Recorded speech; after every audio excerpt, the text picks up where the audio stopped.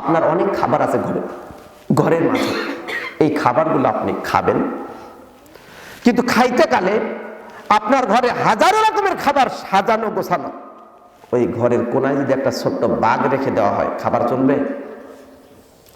একটা বাঘ আছে ঘরের কোনায়, আর আপনাকে অনেক রকম খাবার অনেক কিছু দেওয়া আছে, বাঘ তো দূরের কথা, একটা পাগলা কুকুর যদি পাশে থাকে, খাবার কোনো সুযোগ আছে? ভয় যদি থাকে তাহলে হাজার খাবার আপনার ভেতরে আর ঢুকবে না। তাহলে ভয় থেকে মুক্তি পাওয়া, নিরাপত্তা পাওয়া, এই নিরাপত্তা পাওয়ার জন্য দরকার ঈমান। কি দরকার? ঈমান। আল্লাহ তাআলা বলেন, ফাআইয়ুল ফারিকাইনি আহাক্কু বিল আমনি ইন কুনতুম তা'লামুন। তোমরা বলো, যদি তোমাদের জানা থাকে, দুই দলের কোন দল বেশি নিরাপদ প্রাপ্ত? যারা শিরিক করে তারা, নাকি যারা আল্লাহর সাথে ঈমানের সাথে কোনো শিরিক জুলুম মিশ্রণ করে না তারা?